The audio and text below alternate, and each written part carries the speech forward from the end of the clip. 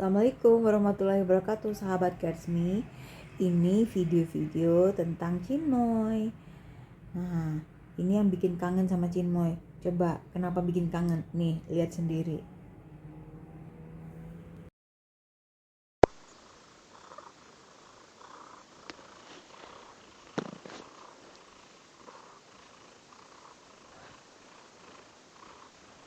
Dedek, Mai, Bobo, digendong siapa?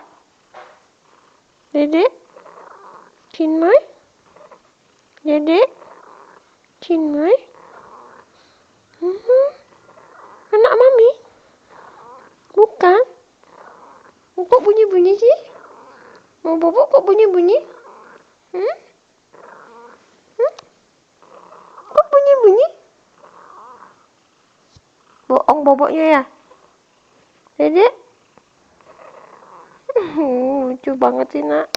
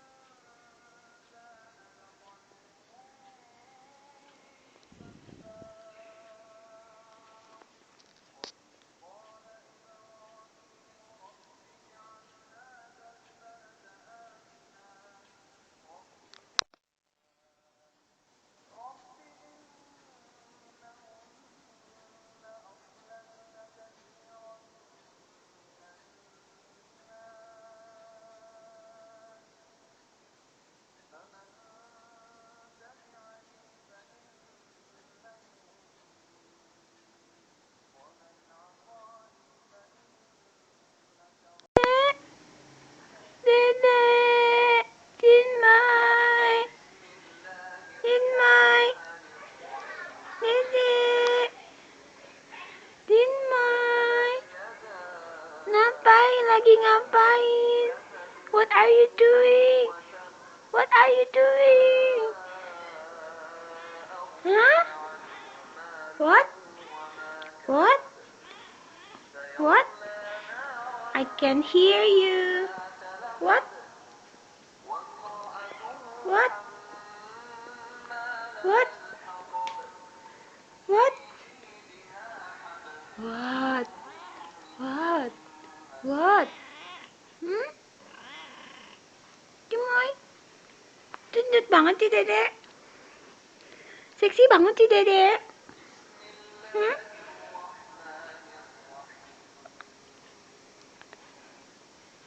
Dedek. Cimoy. Hei. Hei.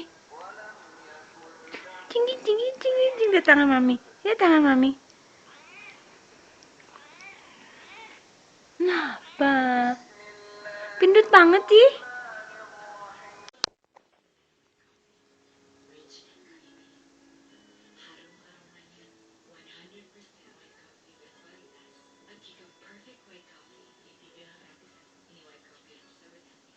Apabila si kecil dan si besar diserang pilek, ibu mempercayai trik favorit meringankan yang tersumbat pada orang dewasa. Sekarang lebih paham kan kenapa Cinmoy itu begitu ngangenin gitu. Karena dia tuh bayi banget.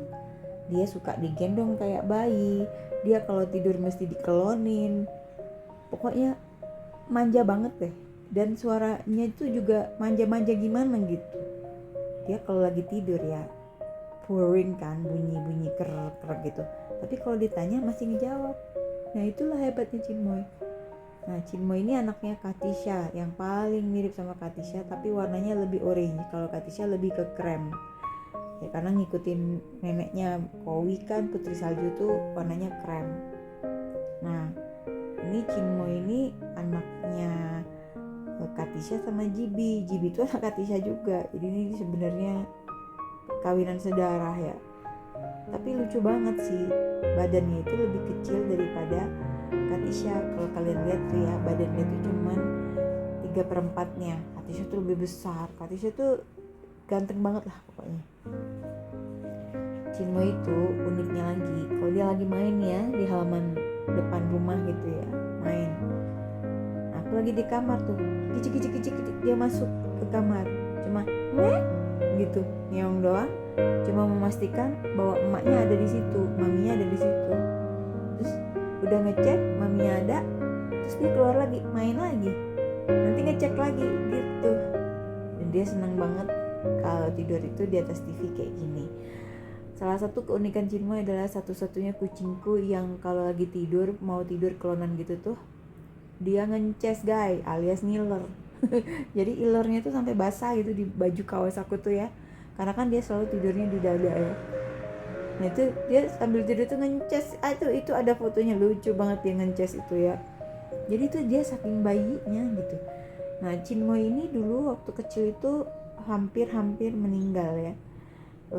Jadi ternyata dia mau dioperasi sama dokter hewan. Kata dokter hewan ususnya kebelit. Gue bilang, masa baru umur 1,5 bulan emang tega gitu mengoperasinya. Terus aku bilang, enggak dok, enggak mau dioperasi, kasihan, bawa aja pulang ke rumah.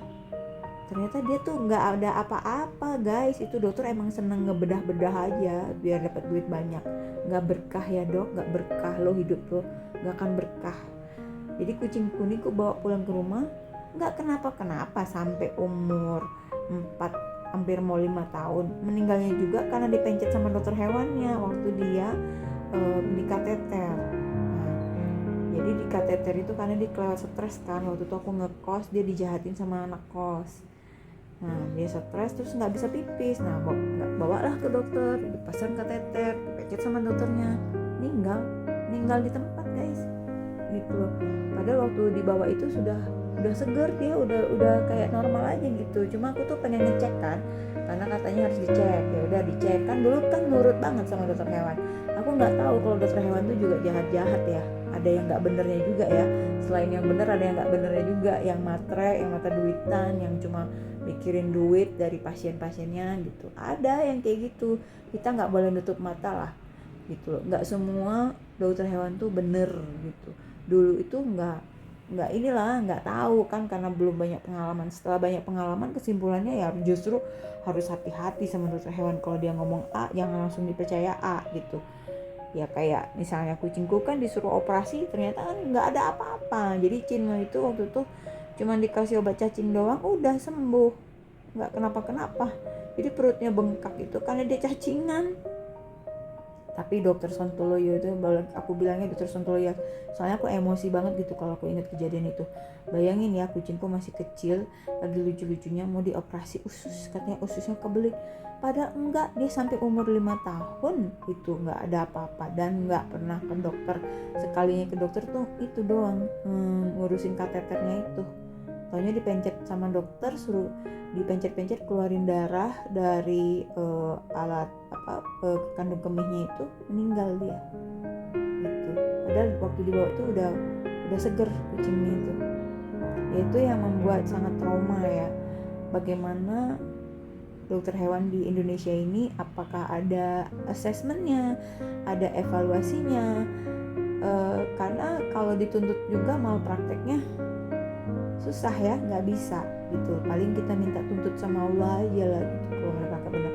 Jadi mbok ya, tolong semua yang berhubungan dengan nyawa hati-hati, karena nyawa kan nggak dijual di toko ya.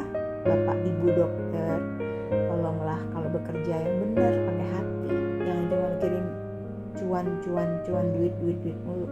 Karena kalau kita kehilangan kucing kesayangan kita itu karena malpraktek Anda, itu sakitnya nggak hilang-hilang gitu. Kalau kucing kita mati karena sakit, karena apa, kita masih bisa terima. Tapi kalau dibawa ke dokter udah keluar duit jutaan, terus Anda salah penanganannya, gimana coba rasanya? Ya kan?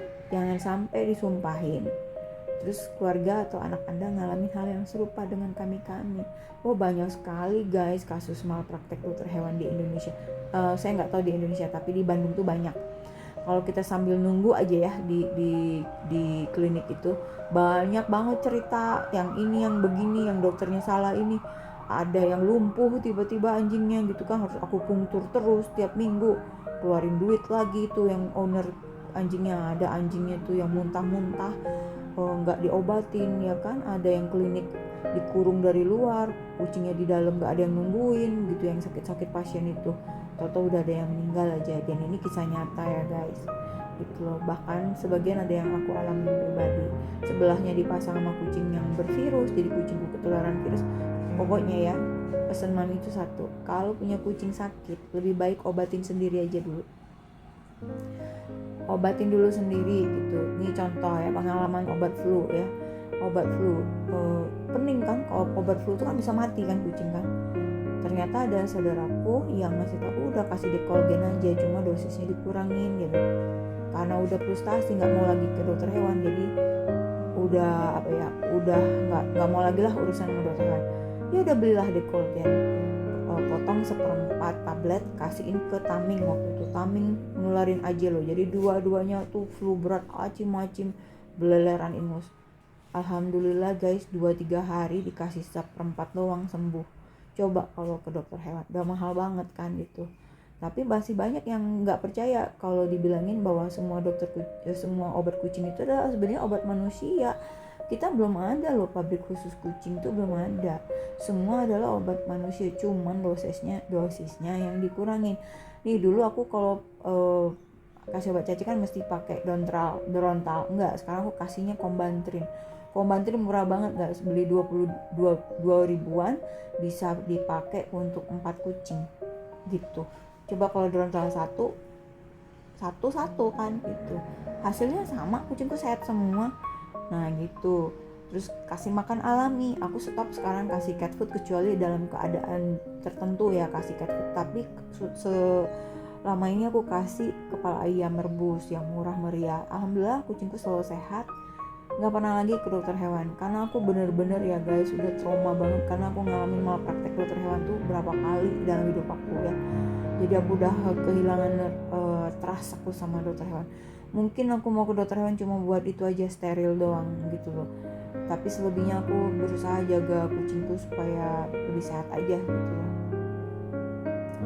Gitulah guys, cerita aku tuh banyak sedihnya piara kucing ini. Tapi karena mereka tuh begitu banyak memberi kebahagiaan dan cinta kepadaku, ya aku tetap aja pengen piara kucing lagi gitu loh guys. Ya sedihnya luar biasa ya kalau kehilangan kucing itu. Kayak kehilangan bener loh, kayak kehilangan anak sendiri gitu loh.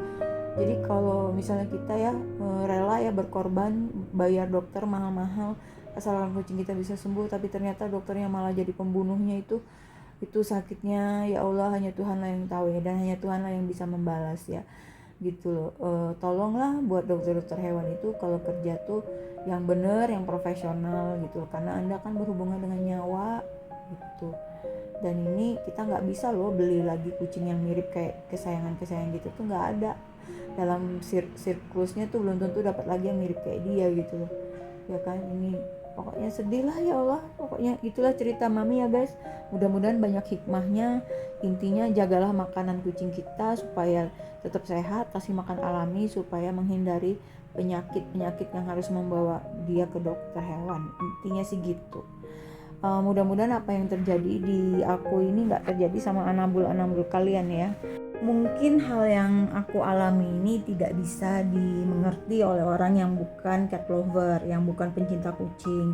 Tapi saya yakin cat lover di luar di sana sama-sama kayak aku ngerasain sakit pedihnya kita mengeluarkan uang untuk dokter hewan sampai berjuta-juta. Terus harus pontang-panting ngurusin dia, nggak bisa tidur karena harus kasih obat per 2 jam gitu ya, kasih makan per 2 jam, bener-bener kita jiwa raga. Jadi bener-bener kayak kita piara anak, bener-bener piara anak. Jadi kita pengen dong penanganan kesehatannya juga diberikan dengan profesional kan. Kita udah bayar juga mahal, bayar dokter hewan itu guys, kalau kalian mau tahu nggak pernah kurang dari berapa ratus ribu gitu ya, bahkan lebih mahal daripada manusia gitu loh. Nah itu ya, uji lab segala macam tuh dijalanin semua demi apa? Supaya anak kita sehat. Kita pengen tahu ada apa, ternyata kan banyak kejadian cuma disuruh-suruh uji lab tapi sebenarnya nggak ada apa-apa gitu loh ya, cuma pengen ngeluarin duit kita aja buat bayar dia. Ini sebuah kejahatan ya kalau menurut saya. Harusnya ada payung hukum ya untuk menghukum dokter-dokter atau petugas medis kesehatan yang tidak profesional yang mengakibatkan kematian pada hewan, karena menurut aku ini adalah sebuah kezoliman, sebuah siksaan gitu. Udah sakit ya kan, mati pula gitu ya. Kalau matinya wajar kita bisa terima, kita bukan orang gila yang nggak waras, yang bisa bedain antara yang bener dengan yang nggak bener kan. Kita ini orang waras, cuman ini mungkin sebuah kritikan lah bagaimana asosiasi dokter hewan bisa membuat evaluasi atau assessment terhadap petugas medisnya, juga mengawasi pet clinic atau tempat penitipan hewan. Itu juga harus diperhatikan kan. Semoga cerita Mami bisa diambil hikmahnya dan nggak terjadi pada kalian. Makasih ya. Wassalamualaikum warahmatullahi wabarakatuh. Semoga bermanfaat.